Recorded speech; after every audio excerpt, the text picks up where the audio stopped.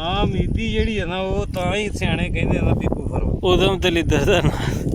ਹਾਂਜੀ ਕੋਈ ਵੀ ਮੌਸਮ ਜੂ ਹਾਂਜੀ ਨਾ ਉਮੀਦ 2 ਮਹੀਨੇ ਹੋ ਗਏ ਮੌਸਮ ਖਤਮ ਹੋਏ ਨੂੰ ਜੀ, ਤੇ ਫੇਰ ਵੀ ਜੇ ਲੱਭ ਜਾਵੇ ਹਾਂਜੀ ਤੇ ਗਨੀਮਤ ਹੈ ਨਾ। ਸਹੀ ਗੱਲ ਹੈ, ਵਾਕਈ ਨਾ ਉਮੀਦੀ ਨਹੀਂ ਹੋਣੀ ਚਾਹੀਦੀ। ਥੋੜੀ ਹਿਲਜੁਲ ਕਰੀਏ ਨਾ ਤੇ ਕੋਈ ਸੂਰਤ ਬਣ ਜਾਂਦੀ। ਤਾਂ ਇਹ ਹਾਜੀ ਸਾਹਿਬ ਹੋਣਾ ਨੇ ਵੀ ਮੈਨੂੰ ਇਸੇ ਤਰ੍ਹਾਂ ਠੀਕ, ਜਿਵੇਂ ਤੂੰ ਤੰਗ ਕਰਕੇ ਲਿਆਂਦਾ ਹੈ ਨਾ, ਹਾਂਜੀ ਇਹਦੇ ਨਾਲੋਂ 10 ਗੁਣਾ ਵੱਧ। ਠੀਕ, ਹਾਜੀ ਸਾਹਿਬ ਮੌਸਮ ਲੰਘ ਗਿਆ, ਉਹ ਤੈਨੂੰ ਕੀ ਪਤਾ। ਅੱਛਾ ਇਹੋ ਜਿਹੇ ਲੋਕ ਜਿਹੜੇ ਨੇ ਨਾ, ਹਾਂਜੀ ਇਹ ਮੌਸਮ ਲੰਘੇ ਵੀ ਛੇਵਾਂ ਦੱਸਦੇ ਵੀ चलो ठुडे ठुडे खाते फिरो हम जी। ठीक, अस्सलामुअलैकुम वरहमतुल्लाहि वबरकातुहू। आज की वीडियो में कुछ बात करेंगे ज़ख्म हयात से मुतल्लिक। ये बड़ी शानदार बूटी है, लेकिन इसके मुतल्लिक एक बहुत बड़ी गलत फ़हमी पाई जाती है। पता नहीं कौन बंदा था जिसने सबसे पहले ज़ख्म हयात के तौर पे पत्थर चट को मुतारफ़ करवाया। अब गूगल पे जब हम ज़ख्म हयात सर्च करते हैं तो पत्थर चट की तस्वीर की भरमार हो जाती है। बस मक्खी पर मक्खी मारी हुई है हर किसी ने। ज़ख्म हयात को गलाइनस लोटोइडस कहते हैं इंग्लिश में, और किताबुल मुफरदात में जो इसकी शनाख्त लिखी गई है कि ये ज़मीन पर मफरूश होती है। इसके चवन्नी के बराबर छोटे छोटे पत्ते होते हैं। शाखों और पत्तियों के पास कासनी की तरह की डोडियाँ बकसरत होती हैं जिनमें छोटे छोटे से तुखम भरे होते हैं। यानी वो सारी की सारी शनाख्त इस बूटी पर मुंतबिक होती है। और ग्लाइनस लोटोइडस लिख कर भी जो इसका रियल साइंटिफिक नेम है, आप सर्च करेंगे तो आपको यही बूटी देखने को मिलेगी। ये बड़ी शानदार चीज़ है। इसकी कुछ खूबियाँ आज की इस वीडियो में आपके सामने रखने की कोशिश करूँगा। दरअसल फरवरी से जून तक ये मिल जाती है, पैदा होती है बकसरत। अमूमन बारानी इलाकों में या बंजर ज़मीनों पे, नदी नालों जोहड़ों वगैरह के किनारों के आसपास इसके मिलने के इम्कानात होते हैं। तो अभी आप जानते हैं कि जुलाई का महीना गुज़र रहा है, हमें थोड़ी सी दरकार थी, तो अबू जी ने तो कहा था कि नहीं मिलनी। मैंने कहा चलें कोशिश कर लेते हैं, क्योंकि धूप ने पूरी तरह से जला दिया, हर जगह से ये ख़त्म हो गई है। तो मैंने कहा शायद कोई साए वगैरह या किसी ओट की मदद से कोई बूटा, कोई इसका पौधा बचा हुआ हो और वो हमें मिल जाए। तो काफ़ी तगोदो के बाद, शिद्दत की गर्मी और धूप में बहुत ज़्यादा फिरने के बाद आखिरकार हमें ये थोड़ी सी बूटी मिल गई है जिससे हमारी ज़रूरत पूरी हो जाएगी।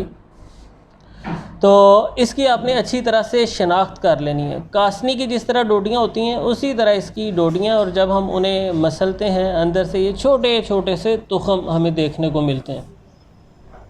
और ये ख़ास तौर पे मुहल्ले और आम के तौर पे जानी जाती है, यानी वरम को, सोज़श को तहलील करती है। मुजफ़्फ़े करू है, यानी ज़ख्मों को खुश्क करती है। पुराने बिगड़े हुए ज़ख्मों को खुश्क करने में बहुत मददगार साबित होती है। हाबिसुद्दम भी है, जरियान खून को रोकती है, जिगर की इस्लाह करती है, बहुत उम्दा मुसफ़्फ़ी खून है, कातिल किरम शिकम है, पेट के कीड़ों को हलाक करती है। इसमें पाए जाने वाले अहम अज्जा की अगर हम जदीद तहकीकात की रोशनी में बात करें तो इसमें फ्लेवोनॉइड्स पाए जाते हैं, सपोनेंट्स पाए जाते हैं, फेनोलिक कंपाउंड्स इसमें मौजूद होते हैं, और बेहतरीन कुदरती एंटीऑक्सीडेंट्स इसमें भरपूर पाए जाते हैं। ये तमाम अज्जा जिस्म में पैदा होने वाले फ्री रेडिकल्स को कम करने में मदद देते हैं। फ्री रेडिकल्स क्या करते हैं? इन्हीं की वजह से बुढ़ापे के असरात आते हैं, जिगर मुतासर होता है, दायमी सोजिश बनती है जिससे कई तरह के मसाइल बनते हैं, कमज़ोरी और नकाहत बदन में आ जाती है जो कई बीमारियों का सबब बनते हैं। तो ये फ्री रेडिकल्स को ख़त्म करने में मदद देते हैं। ज़ख़म भरने में बहुत मददगार है। फोड़े फिंसी वगैरह की सूरत में इसका लेप किया जा सकता है। जरासीम की अफजाइश को रोकने में मददगार है। नए टिश्यूज़ बनाने में ये बूटी मदद देती है, इसीलिए इसे ज़ख्म हयात कहते हैं। यानी जो कई तरह की इन्फ्लेमेशन को, सोज़श को, ज़ख्मों वगैरह को ख़त्म करके हयात बख्शती है, ज़िंदगी बख्शती है। हमारे जिस्म में पैदा होने वाली जो दायमी सोज़श है, जिससे जोड़ों के दर्द बनते हैं, जिगर के मसाइल बनते हैं, इसमें मौजूद एंटीऑक्सीडेंट्स उस सोज़श को ख़त्म कर देते हैं, जिससे क्वालिटी ऑफ लाइफ बेहतर हो जाती है। इसी तरह بیماری کے بعد تھکن، کمزوری، نکاہت وغیرہ کے جو اثرات ہوتے ہیں وہ سوزش کی وجہ سے ہوتے ہیں۔ جب سوزش ختم ہو جاتی ہے تو اندرونی بدن کا مجموعی طور پر نظام بہتر ہو جاتا ہے۔ جلد کے لیے بہت اچھی ہے، دانوں کو ختم کرتی ہے، خارش وغیرہ کی صورت میں مفید ہے، چھوٹے زخم ہے یا بڑا زخم ہے اس کا لیپ کرنا وہ فائدہ پہنچاتا ہے۔ اور اسے جو شاندے کی صورت میں بھی استعمال کیا جا سکتا ہے۔ پیٹ کے کیڑے ہیں تو اس کا سفوف بھی پیا جا سکتا ہے، یعنی 5-7 گرام زخم حیات بوٹی وہ تازہ، اسے تھوڑا سا گھوٹ کے اس میں کوئی 1 پاؤ پانی ڈال کے پن کے نتھار کے نچوڑ کے وہ جوس ہے اس کا، وہ روزانہ صبح خالی پیٹ 8-10 دن پیا جائے۔